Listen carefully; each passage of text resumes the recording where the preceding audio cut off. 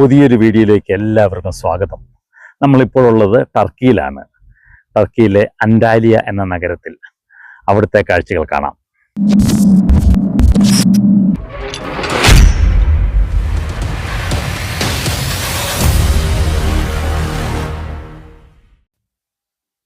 ടർക്കിയിലെ Antalya നഗരത്തിനടുത്താണ് land of legends സ്ഥിതി ചെയ്യുന്നത്. ഈ ലാൻഡ് ഓഫ് ലെജൻഡ്സ് എന്ന് പറയുന്നത് ഷോപ്പിംഗ് കോംപ്ലക്സും തീം പാർക്കും എല്ലാം കൂടെ കൂടിയ വലിയൊരു സമുച്ചയമാണ്. അറേബ്യൻ രീതിയിലുള്ള ഒരു ബിൽഡിങ്ങാണ് നമ്മൾ കയറി വരുമ്പോൾ തന്നെ അതിൻ്റെ മുൻവശത്ത് കാണുന്നത്. വളരെ വിപുലമായ ഒരു സമുച്ചയമാണിത്. അറേബ്യൻ ശൈലിയിലാണ് ബിൽഡിങ്ങുകളൊക്കെ കെട്ടിപ്പടുത്തിരിക്കുന്നത്. അതിനുള്ളിൽ മ്യൂസിക് ഫൗണ്ടൻ, ലൈറ്റ് ഷോ, ഇങ്ങനെ ലേസർ ഷോ, ഇങ്ങനെ പല പല രീതിയിലുള്ള കാഴ്ചകളാണ് അകത്തേക്ക് ചെല്ലുമ്പോൾ കാണുന്നത്. അതിവിശാലമെന്ന് പറഞ്ഞാൽ നടന്നാലും തീരില്ല. ഒരു ദിവസം മുഴുവൻ നടന്നാൽ പോലും അത് മുഴുവൻ കണ്ടു തീർക്കാൻ പറ്റുമെന്ന് എനിക്ക് തോന്നുന്നില്ല. അതാണ് ലാൻഡ് ഓഫ് ലെജൻഡ്സ്.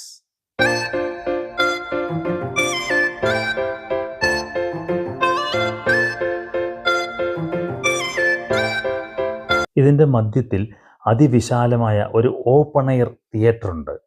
വൈകുന്നേരമാകുമ്പോൾ എന്നും അവിടെ ഒരു ഫ്രീ ഷോ ഉണ്ട്. അത് കാണാൻ ധാരാളം ആളുകൾ അവിടെ തടിച്ചുകൂടും. അപ്പോഴേക്കും ഈ ബിൽഡിങ്ങും ഇതിൻ്റെ പരിസരങ്ങളെല്ലാം പലതരത്തിലുള്ള കളറിലുള്ള ലൈറ്റുകൾ കൊണ്ട് അലങ്കരിച്ചിട്ടുണ്ടാവും. വളരെ മനോഹരമായ ഒരു കാഴ്ചയാണത്.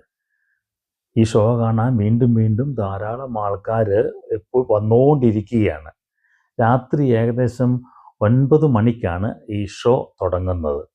അതുവരെ ആൾക്കാരിങ്ങനെ വന്നുകൊണ്ടിരിക്കും. ഇതാണ് ഒരു ഓപ്പൺ എയർ തിയേറ്റർ എന്ന് ഞാൻ പറഞ്ഞത്. ഇതിൻ്റെ മധ്യത്തിൽ കാണുന്നതാണ് സ്റ്റേജ്. ഇതാണ് ആ സ്റ്റേജ്. ഇവിടെയാണ് ഷോ നടക്കുന്നത്. ആ സ്റ്റേജ് 4 ചുറ്റും വെള്ളത്താൽ ചുറ്റപ്പെട്ടിരിക്കുന്ന ഒരു സ്റ്റേജാണ്. അതിൻ്റെ 2 സൈഡിലും പടവുകൾ സ്റ്റെപ്പ് കെട്ടിയിട്ടുണ്ട്. ആ സ്റ്റെപ്പുകളിലാണ് ആൾക്കാർ വന്ന് ഇരിക്കുന്നത്. നേരത്തെ തന്നെ ആൾക്കാർ വന്ന് ഇഷ്ടം പോലെ അവിടെ സ്ഥലം പിടിച്ചിട്ടുണ്ട്.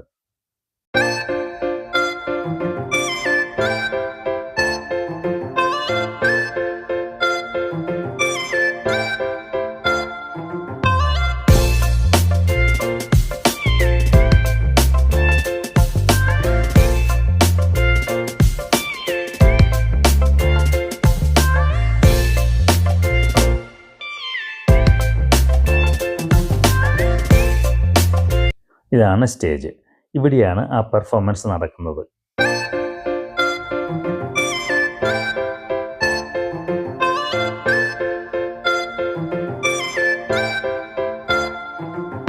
പെട്ടെന്ന് തന്നെ സ്റ്റേജിലേക്ക് ആർട്ടിസ്റ്റുകൾ വരാൻ തുടങ്ങി.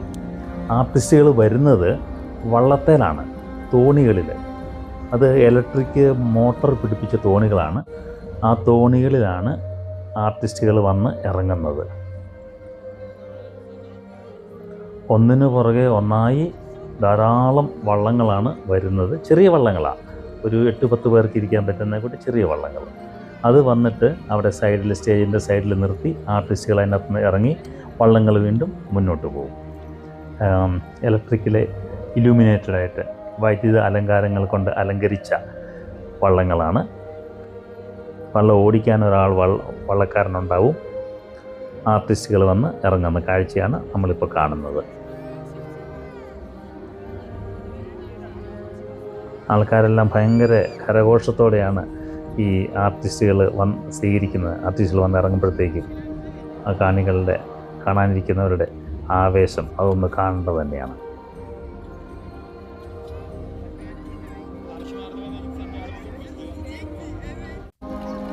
ഈ വള്ളങ്ങളൊക്കെ പല കളറുകളിൽ അലങ്കരിച്ചതാണ്. ചുമല, മഞ്ഞ, നീല, വെള്ള, ഇങ്ങനെയൊക്കെ കളർ ബൾബുകൾ കൊണ്ട് അലങ്കരിച്ചിട്ടാണ്. വളരെ നയന മനോഹരമായ ഒരു കാഴ്ച തന്നെയാണത്.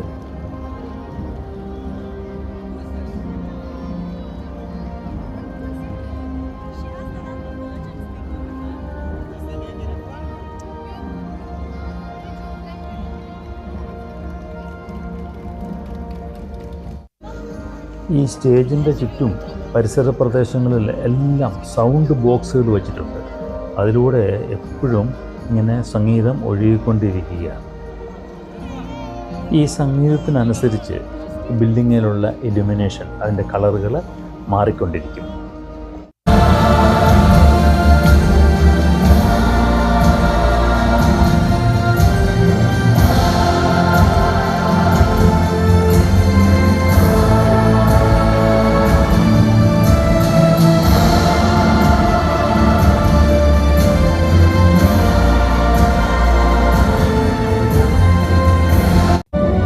ഇവിടെ പെർഫോമൻസ് തുടങ്ങിക്കഴിഞ്ഞു.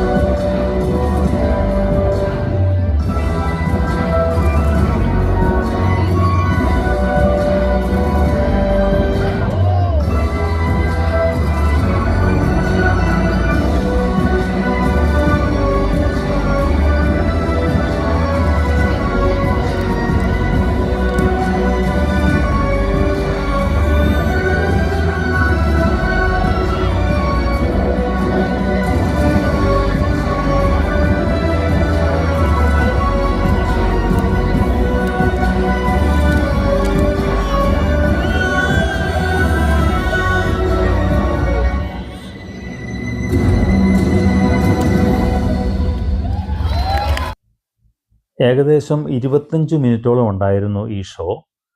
ബാലേയും ഫോൾക്ലോറും അക്രോബാറ്റിക്സും ജിംനാസ്റ്റിക്സും എല്ലാം ഉൾപ്പെട്ട ഒരു ഷോയാണ്. വളരെ രസകരമായിരുന്നു. ആ നാട്ടിലെ പൗരാണിക കഥകളെ ഒക്കെ ആസ്പദമാക്കിക്കൊണ്ടുള്ള ഒരു ഷോയായിരുന്നു അത്. വളരെ രസകരമായിരുന്നു. അതേപ്പറ്റിയുള്ള ചെറിയൊരു വിവരണവും അവിടെ കൊടുക്കുന്നുണ്ട്.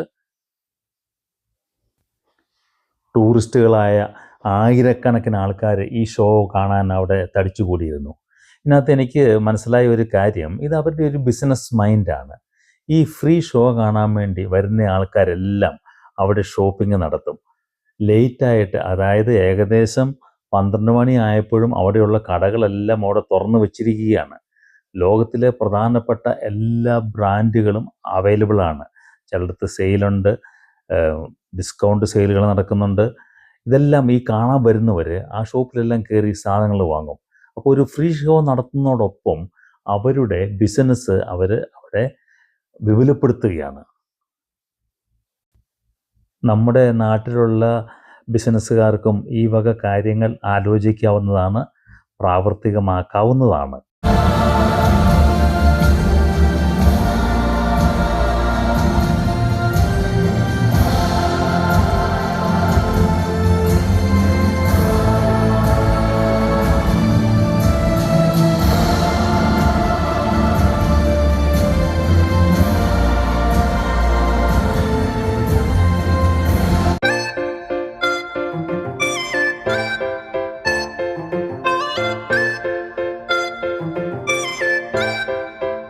ടർക്കിയിലെ കാഴ്ചകൾ നിങ്ങൾക്ക് ഇഷ്ടപ്പെട്ടെന്ന് കരുതുന്നു. ഇഷ്ടപ്പെട്ടെങ്കിൽ നിങ്ങളുടെ അഭിപ്രായങ്ങൾ കമൻ്റായി രേഖപ്പെടുത്തുക. മറ്റൊരു വീഡിയോയിൽ വീണ്ടും കാണുന്നതുവരെ എല്ലാവർക്കും നന്ദി, നമസ്കാരം.